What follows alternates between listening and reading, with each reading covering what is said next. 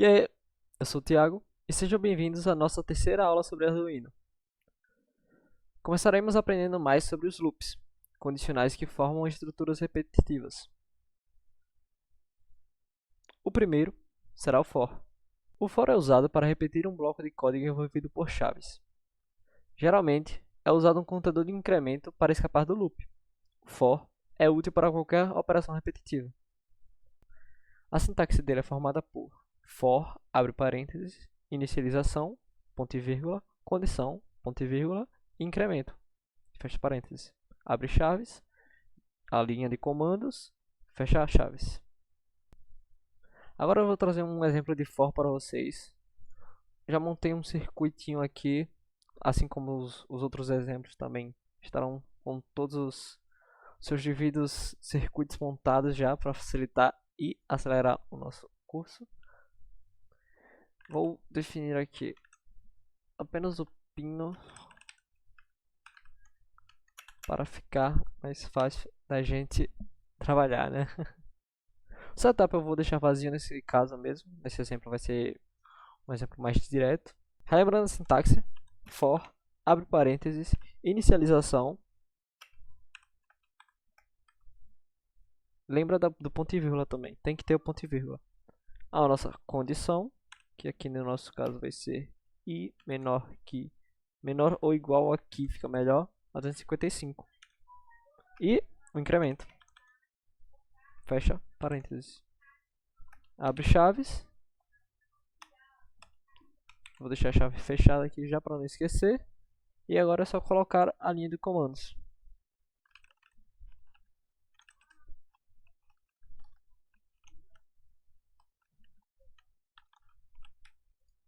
Pronto, aqui temos um código em que o LED ficará mais brilhante ao decorrer do tempo. Agora temos o while. Um loop while irá se repetir continuamente e infinitamente até que a expressão dentro dos parênteses se torne falsa. Algo deve mudar a variável testada, ou o loop while nunca irá se encerrar. Isso pode ser no seu código, por exemplo, uma variável incrementada ou até uma condição externa. Na sintaxe, escrevemos while, entre parênteses, condição, abre chaves, código, fecha chaves. Agora temos para o exemplo do while um circuito também bem parecido com o anterior, onde vou definir uma variável qualquer, como 150, por exemplo. Agora vou definir o pino como um dispositivo de saída, que é o output. E também adicionar um serial begin para a gente poder acompanhar pelo monitor serial ali embaixo.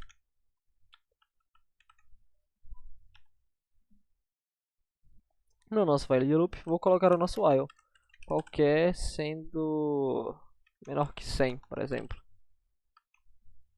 Abre chaves, vou deixar a chave fechada aqui para facilitar de novo. E vou fazer o código. Vou fazer o LED piscar enquanto a variável ser menor que 100.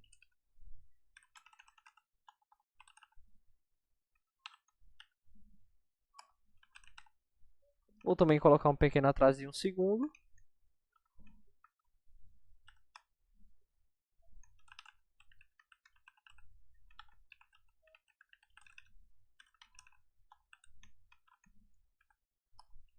Com um delay agora menor, vou colocar para ele piscar na luminosidade menor. Também vou dizer para ele printar no nosso monitor serial. Deixa eu pensar no loop concluído, por exemplo. Concluído. Vou colocar um delay também para ficar mais organizado. A organização é sempre importante. Agora, ao alterar o valor da variável qualquer, poderemos ver que o loop está sendo concluído e o LED piscando. E agora, temos o do while. O loop do while funciona da mesma forma que o loop while, com a exceção de que a condição será testada no final do loop, tal que o loop seja executado pelo menos uma vez. Na sintaxe escrevemos do, abre chaves, bloco de comandos, fecha chaves, while, entre parênteses a condição, e fechamos com ponto e vírgula também. Agora para o exemplo do while, teremos algo bem parecido também com o while. Vou definir o LED como um dispositivo de saída.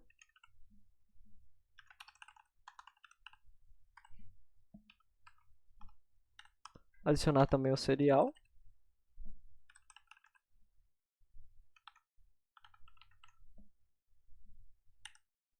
E vamos para o loop agora. Vou adicionar um contador. E o nosso loop do while.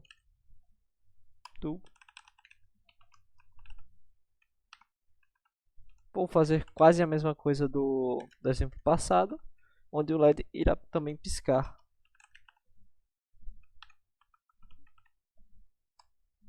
Opa, esqueci o, o ponto e vírgula, isso é um perigo.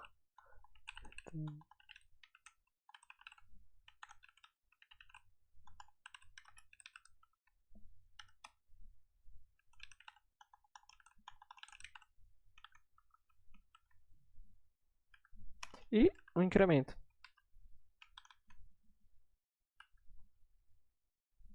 Agora fechamos o do com as chaves.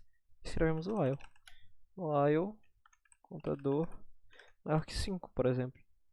Para ficar, não ficar tão grande dessa vez. E antes que eu esqueça também, printar no monitor serial para a gente acompanhar o loop. Escrever o mesmo do passado. Colocar também um delay para não ficar tão confuso. Pronto. E agora o nosso loop deve funcionar. O LED está piscando. E aqui deve aparecer loop concluído. Agora o break. O break é usado para sair de um laço for, while ou do while, um loop, ignorando a condição padrão do loop. Também é usada para sair do comando switch case, no qual já vimos anteriormente. No exemplo, definimos uma variável limite de 40, temos um loop for e dentro do loop for temos um if. Se o sensor for maior que o limite, sairemos do loop definindo o x como 0 e o break. O break vai meio que frear, podemos dizer assim, o loop e sairemos dele. Bom, agora o continue. O comando continue pula o resto da iteração atual de um loop, for, while ou do while, e esse comando continua a checar a expressão condicional do loop e procede com qualquer iterações subsequentes. Ou seja, no exemplo, temos a demonstração disso. Temos um loop for, e se x for maior que 40 e x for menor que 120, o código vai continuar. Se ele não estiver nesses parâmetros, o loop não será continuado, podemos dizer assim. Bom, agora trago aqui para vocês um passo a passo de como importar bibliotecas para a IDE do Arduino. Temos duas formas de fazer isso. Primeiramente, a gente pode usar a própria IDE do Arduino, que ela tem uma ferramenta para fazermos isso. Que você vai em Sketch lá em cima, Include Library, e você vai em Manage Libraries. Aqui você pode pesquisar qualquer biblioteca que tiver dentro da IDE do Arduino. Nem todas têm, por isso que tem outro método de fazer e eu vou ensinar também. Mas vamos lá, vamos buscar primeiro a RTClib. É uma biblioteca de relógio em tempo real. Aqui você seleciona a versão, a mais recente é sempre a melhor, e clica em instalar. E aqui você instala todas as bibliotecas dependentes dela também. Que ela é dependente, no caso. Pronto, instalada. Instalada com sucesso. Se você não conseguiu achar a biblioteca que você queria dentro da IDE do Arduino, não se preocupe, tem outra forma de fazer também. Ou, se você quiser baixar da própria internet. Bom, vamos buscar primeiro aqui. Eu trouxe aqui a RTClib mesmo, do relógio, a que eu baixei na IDE do Arduino. E agora, estou no GitHub, achei uma versão boa dela. E vou baixar em zip.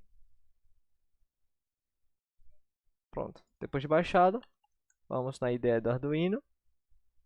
Clique em Sketch de novo, Include Library, e aqui adicionar .zip, ela tem que estar em .zip, você não pode estar em .rar ou algo assim. Downloads, aqui ó, essa, e eu abro. Biblioteca instalada com sucesso.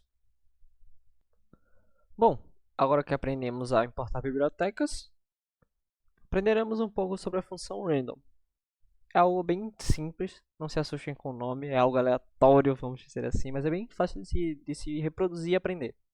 A função random gera números pseudo-aleatórios, isso quer dizer, números reais e totalmente aleatórios. Na sintaxe, podemos escrever de duas maneiras, random, entre parênteses, o máximo, ou podemos também definir o mínimo e o máximo, como na segunda forma ali, random, entre parênteses, mínimo, vírgula, máximo, fecha parênteses. Trouxe aqui para vocês um exemplo diferente, dessa vez sem usar nossa protoboard. Então ela não é necessária sempre.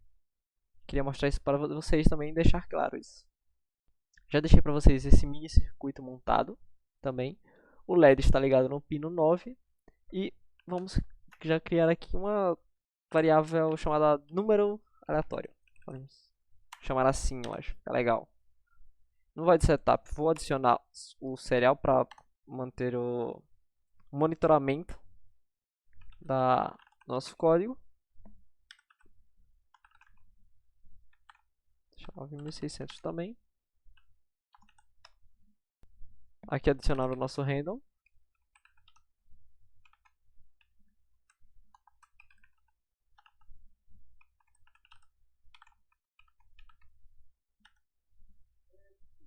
E agora vamos para o loop.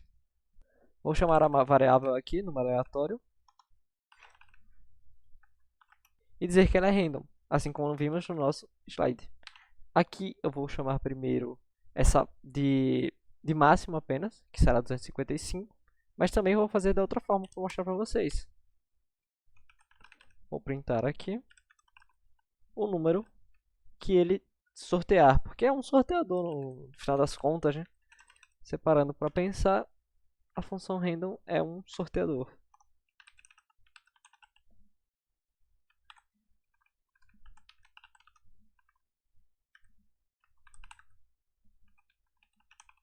Pronto. Isso aqui vai fazer com que o LED brilhe na intensidade de 0 a 255. Vou adicionar também um delay. Sempre bom ter um delay para visualizar melhor o resultado do código. E agora vou fazer com máximo e mínimo. Só escrever random, abre parênteses, vou dizer 10, não, entre 0 e 100, será o nosso random. E vou pedir para printar também, print ln aleatório. E com delay, dessa vez menor, meio segundo apenas. Pronto, o código deve funcionar.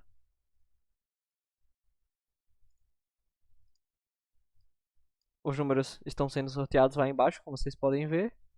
E o LED está brilhando dependendo dos números sorteados, né? Se o número for mais baixo, o LED brilhará menos. Se o número for mais alto, o LED irá brilhar mais. Agora, vamos para o nosso último momento da aula de hoje, a criação de um semáforo. Aqui eu trouxe para vocês um circuito feito por mim e pelo Pedrão, salve Pedrão, de 2 semáforos com um semáforo de pedestre. Os 3 estão sincronizados, funcionando da maneira que deveriam. E não tá tão organizado assim, eu sei. Eu dei meu melhor. Não sou um designer de circuitos. Mas, tipo, na minha opinião, não ficou tão ruim. Poderia ser melhor? Provavelmente. Mas, na minha visão, ficou bom. E o código para vocês eu trouxe. Eu vou explicar ele linha por linha. Nas primeiras 11 linhas, eu defini os nomes do semáforo como os pinos do Arduino, para ficar mais fácil de entender a lógica e de visualizar o código, ler o código, entender o código fica bem mais fácil. Até de escrever o código ficou 10 vezes mais fácil fazendo isso. É uma sugestão que eu levo a vocês. É algo muito útil. Primeiro eu defini o primeiro semáforo como vermelho 1, amarelo 1 e verde 1, ligadas no pino 13, 12 e 11. Logo seguido, 10, 9 e 8, o semáforo 2 e o semáforo de pedestre, usei o 7 e o 4. Esse aqui é o primeiro semáforo, esse é o segundo e esse é o pedestre. Lembrando que estamos simulando aqui um cruzamento. No void setup, declarei todos os pinos que usei e com todos como dispositivos de saída, todos são LED. A lógica foi o mais difícil de pensar nisso aqui, porque você tem que saber o momento que um sinal tem que fechar, o outro tem que abrir, um tem que ficar amarelo, o outro tem que estar vermelho. Bom, vale também ressaltar que o primeiro sinal e o de pedestre estão iguais, ou seja, quando o primeiro sinal estiver vermelho, o sinal de pedestre estará vermelho também. Quando ele estiver verde, o sinal de pedestre também estará verde. Bom, para começar, liguei todos os vermelhos para dar uma ideia do loop, do início do loop. Logo após isso, defini o vermelho 1 como desligado e o vermelho de pedestre também. O verde 1 ligado e o verde de pedestre também. Ou seja, o primeiro semáforo está aberto e o sinal de pedestre também. Depois de 5 segundos, o verde 1 apaga e o amarelo 1 se acende. Depois de 1 segundo, o verde de pedestre desliga, o amarelo do primeiro desliga, o vermelho do primeiro liga e o vermelho do pedestre também. Depois de 1 segundo, o vermelho 2 apaga, o verde do semáforo 2 acende e o verde de pedestre desliga. Tendo um delay de 5 segundos, o vermelho de pedestre liga, o verde do segundo sinal desliga, o amarelo do segundo fica ligado e depois de 1 segundo, o vermelho de pedestre desliga e o amarelo 2 também. Se ficou um pouco confuso, calma. Eu vou rodar o código agora e vai ficar mais fácil de entender. Vamos lá. Todos ficaram vermelhos. O primeiro e o de pedestre estão verde. Esse vai ficar amarelo, vai fechar e o de pedestre também. Esse, depois de 1 segundo, ligou. Porque tem que ter um tempo, né? Não pode ficar vermelho e o outro ficar verde direto. Estão totalmente sincronizados, como vocês podem ver. Ó. Esse está verde. Ele vai ficar amarelo. E logo após vermelho. Esse abre e esse também. Quando o primeiro sinal fica vermelho, esse também fica, o do pedestre também fica.